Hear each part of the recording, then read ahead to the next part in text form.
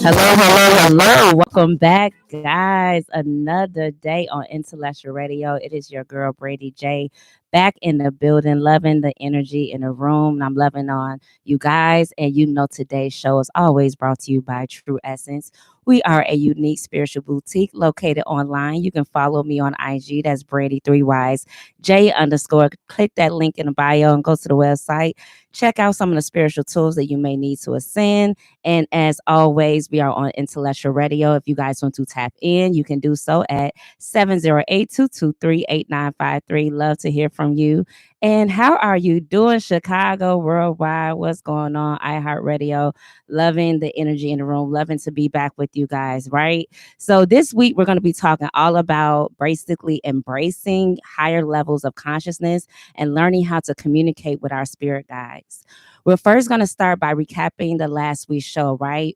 We spoke about spiritual development, but more than that, we spoke about motivation, self-discipline, and how that shows up in our lives, right? Self-discipline is the ability to control one's feelings and to overcome any weakness, the ability to pursue what one may desire, despite temptations, despite outside influences, despite anything that's going on in the atmosphere. You can override that, right? But before we dive into self-discipline and we dive into communicating with our ancestors, we got to get into some of these habits and these behaviors that we have formed, right? So what are habits? Habits are repetitive behaviors, right? Believe it or not, habits, be it good or bad, can determine your life experience. Yes, it can. It can either take you where you want to go or not where you want to go, right? But habits also can control the environment that we live in and the ones that live around us, right? Your habits are your daily things and your guides of which makes your destiny. Habits are your program to your subconscious mind. What do you do automatically? It's on autopilot in a sense, right? What are those habits? Are they good? Are they bad? Have you taken the time to evaluate what some of those habits are? Just as with anything, success is the product of daily good habits done over the course of time. Bad habits is the same. And if you are looking to change bad habits into good habits, the best way to do that, honestly, guys, is slow and steady. Slow and steady always wins the race because it allows you to savor the moment, allows you to take heed to the process, to learn what you need to learn in it and to transform fully. Whereas if you're rushing to get to the end goal, rushing to reform this new habit, I want to be this, I want to have this 6-pack, or I want to have all this money in the bank. And those are great goals, but you might want to go slow and steady to really understand the mind condition that took place as to why you even need to do these things in the first place. Were you not budging properly? Were you not eating properly? Right. So what are those bad habits that you now can change in the core of it and then get to that better goal? Because if you don't get to the core of why you even develop those bad habits in the first place, it's really going to be kind of hard to change them into good habits, right? So the best way is to stay focused on your new habits, to know what your bad habits were and are, and to be able to alter that. A good way to do that is to write a list. Write a list of what you do from start to finish, from sunrise to sunset.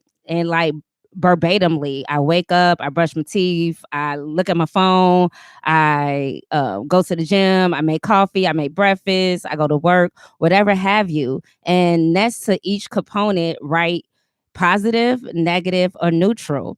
And writing those three things, it allows you to see from a higher perspective what is and what isn't serving you. Understand that looking at that list is not a judgment to yourself, because you may see that you're doing certain behaviors like drinking or smoking or eating or overdoing social media, whatever, bad habits we all may have. And you may not like that, but it's okay to acknowledge it and to be aware of it so that you can make ready to change, right? So you can always convert bad habits into new habits. The best way to do it is stacking on your already good habits with maybe not so good bad habits, right? So maybe you're used to when you get in the car, you do X, Y, and Z. Maybe you're used to when you're at work, you're looking at social media. Maybe you can say, hey, when I'm at work, I'm going to trade that bad habit for a good habit. When I get bored or when I feel like my workload is over, maybe I'll do something that serves me in my future. Maybe I'll write, or maybe I will look into my business plan or business venture or stocks or whatever have you, right? We can find great positive things to fill in our time. So habits is not just always a bad thing, right? Habits can be a great thing as well. It depends on how you look at it. And again, habits are what the subconscious mind is programmed on. So whatever your subconscious mind is programmed on, that's your repetitive behavior, that's your habit, be it good or bad. So you want to make sure that you're programming it with good habits and good quality things so that you can get to your end goals, right? So atomic habits are small routines and behavior that changes the way that you produce positive changes in your life. Just as atoms are building blocks to the molecular structure we all live in, so is when it comes to behaviors. Your small behaviors or habits makes up the greater goal, right? So whatever you're doing on a daily basis is ultimately going to get you to your goal, or in a ditch for some, but that's not the frequency we're on in this room right now. No. So it's all about learning those habits, learning those behaviors, and correcting them, right? While developing better habits, you're learning that you have certain habits and bad habits that you want to rid yourself of, right? That we're caught in some type of time loop. And that time loop is automatic because, again, it's programmed by the subconscious mind. When you develop that, you want to know what your cues are. I want to break that down. So, a cue is almost like a trigger. We've been hearing that word a lot. Now everybody's woke and more conscious of how this thing is really going. You hear a lot of, hey, you triggering me, you triggering me. Well, similar to a trigger, a cue is one of the same. It's something that triggers you, that cues you to make you want to do a certain habit.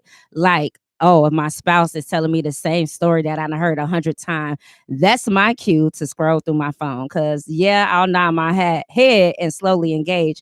I'm really not interested. So that's my cue to go on my phone. And it could be other cues. It could be a whole lot of different cues, right? And then in that cue, you crave whatever it is that you're looking for. I'm looking for some attention on this phone that's not serving me.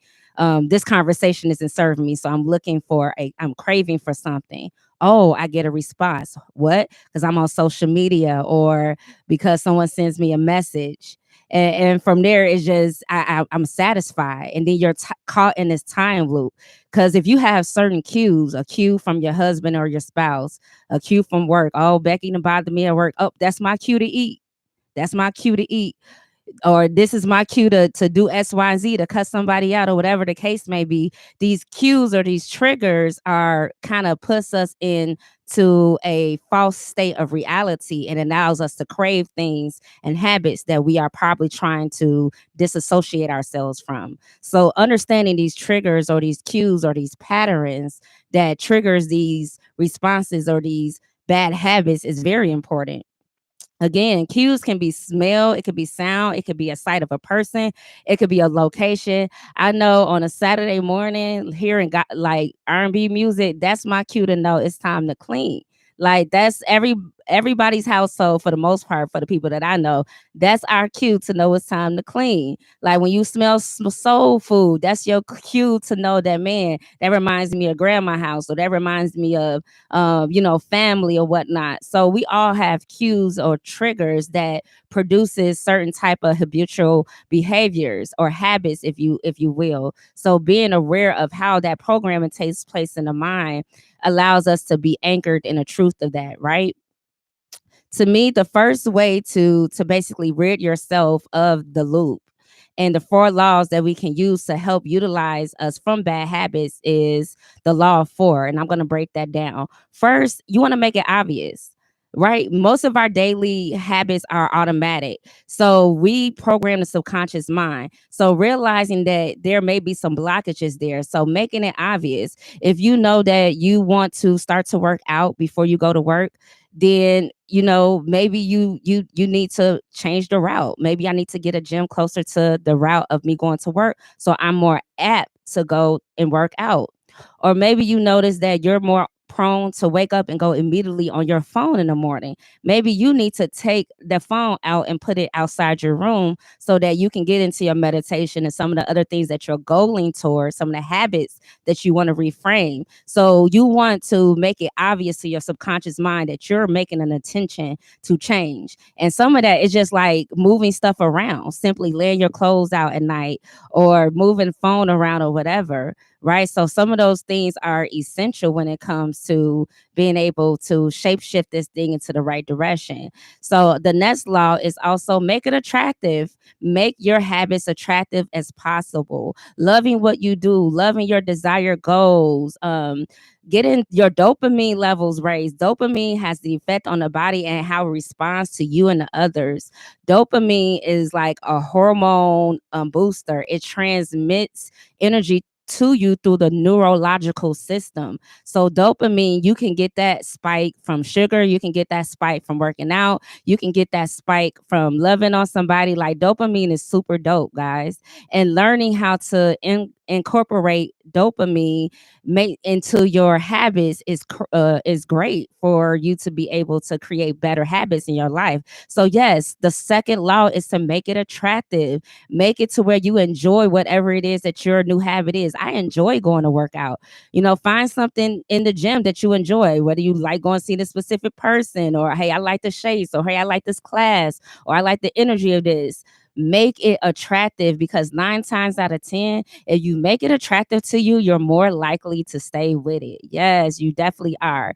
Law 3 is make it easy. Yes, repetition makes your habits more convenient. It makes it more of a lifestyle, and it sets the tone for who you are. So yes, make it easy for yourself. Like I said before, lay out your workout clothes. If your gym is 20 minutes out the way, find a closer gym, or whatever the case may be. If you're overspending for a personal trainer and you don't like the idea of that, make it easy for yourself. Hey, just start off by training by yourself. Save yourself some coins. By you seeing some more money in your pocket, you may be amped to do certain things. So just never know. Whatever it serves you, right? That's solely up to you. But yes, make it easy for yourself, because what if it's easy? You're more likely to stick to that goal and to get to that new habit, right? So lastly is law 4, make it satisfying. Yes, savor the moment. Going back to that dopamine, because when you get that like rush of energy, when you meet somebody for the first time,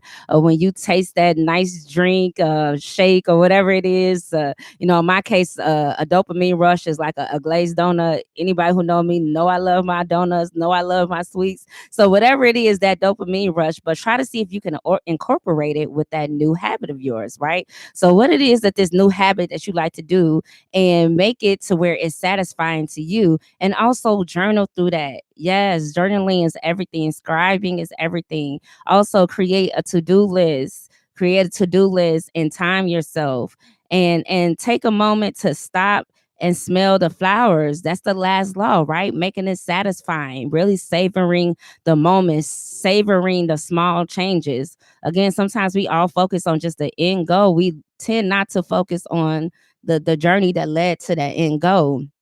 And it's beauty in the journey. It's beauty in the struggle. It's beauty in failure. It's beauty in starting all over again. It's beauty in getting it right, right? Because in that you teach others, right? In that you teach others, and your habits is a reflection of who you are. It's a reflection of your character. It's a reflection of who you are, and also it is your connection to source. It is your connection to the magnetic field around you. So remember, your body is made up of energy. Energy is always around you. It never dissolves. It never dissipates. It transforms or either transmute. So energy in your magnetic field is always around you. So it's essential for us to communicate with it by how we first commune with ourselves and with others. And today's show, as promised, we're going to be talking about our consciousness and communicating with our ancestors and our higher selves.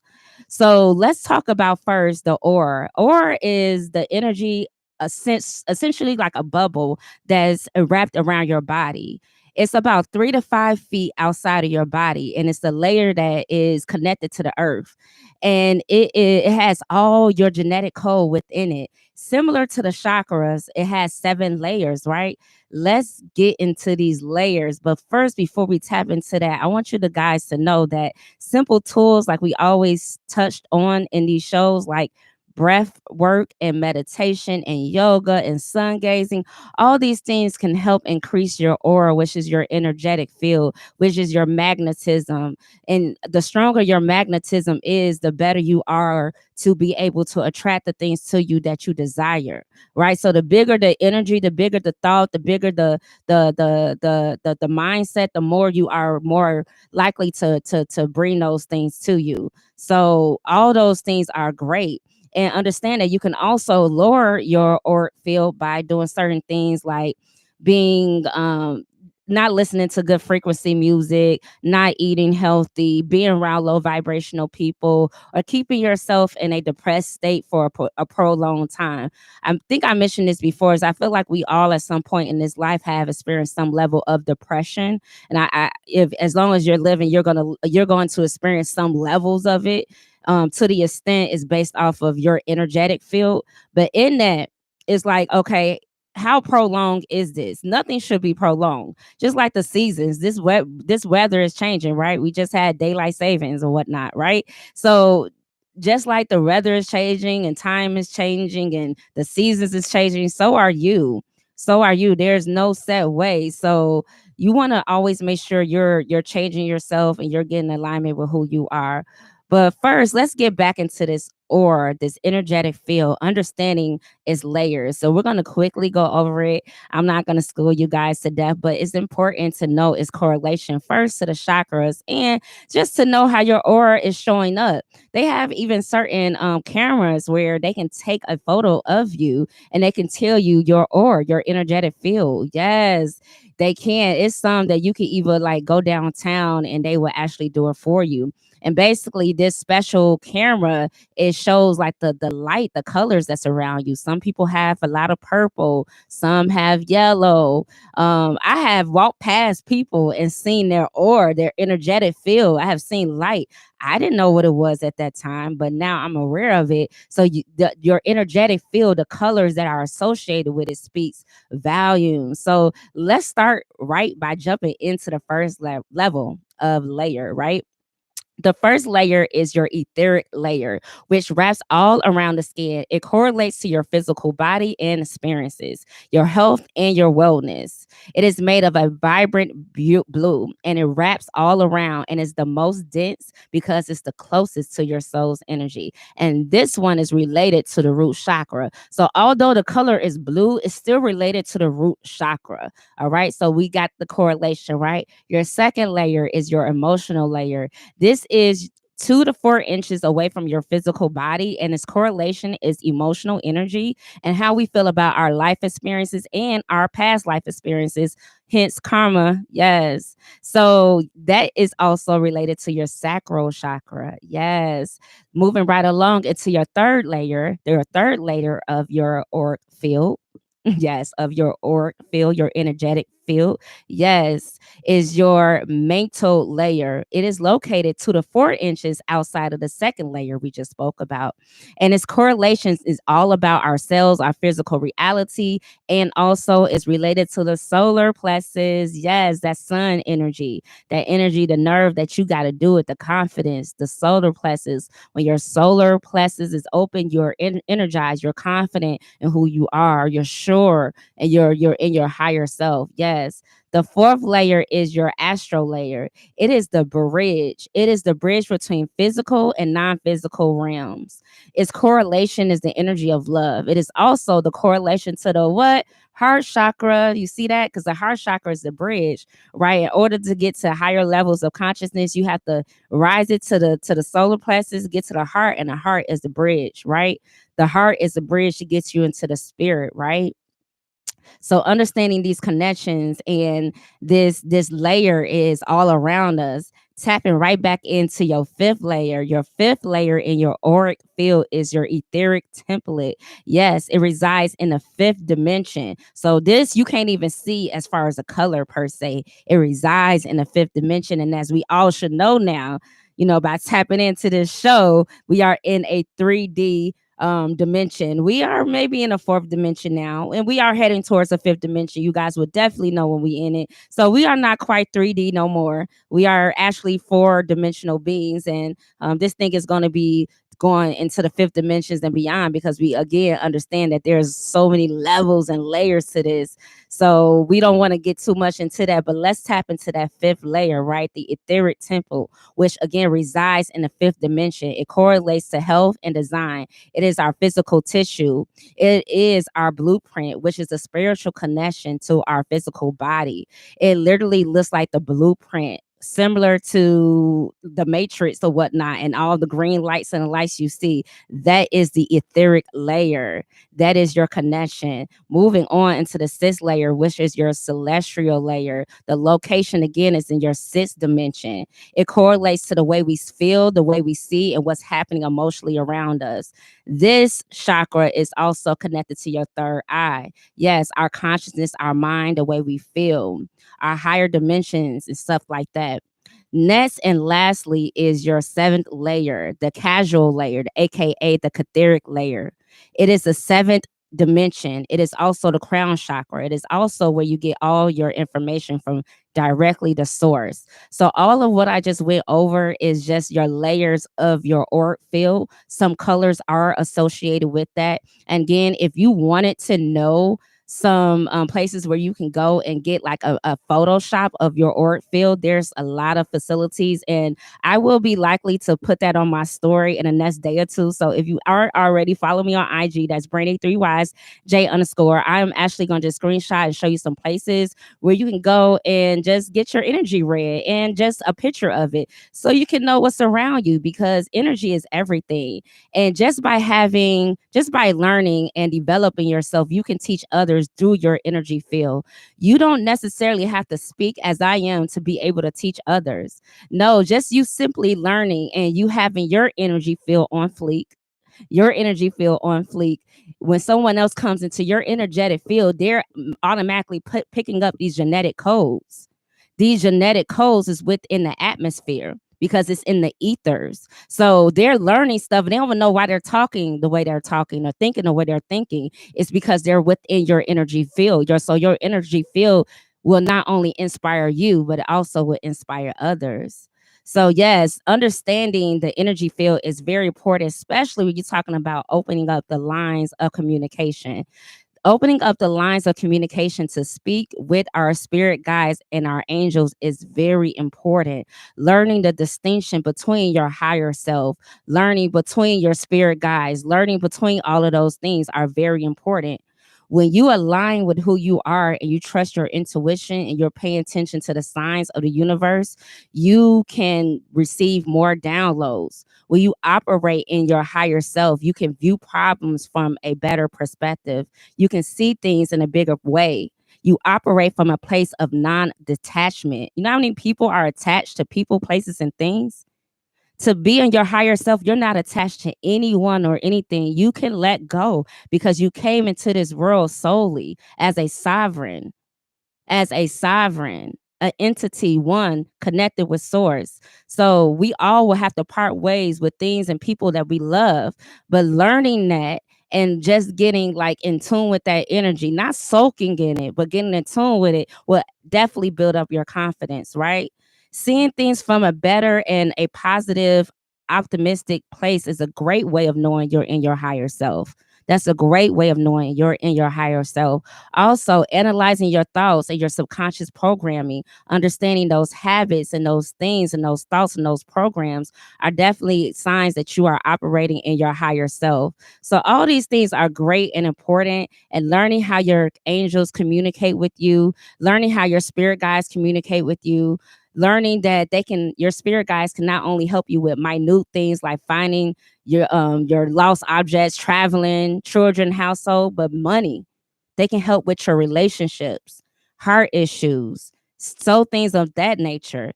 They also communicate to you through orbs and sound frequency and ringing in the ears and scribing and all those things. This is how they communicate with you. All of those things are important so that you can understand what specific codes they are giving you. Calling on certain angels like Raphael, Gabriel, even if you want to go with the Orishas like Papa Elegua or Baba, all these things are great energies to call on. Again, we do not put this before the Most High God. Absolutely not. Source is source, and you put yourself there and your family, but calling on these energies are very good, right? And then there's a such thing as earth angels.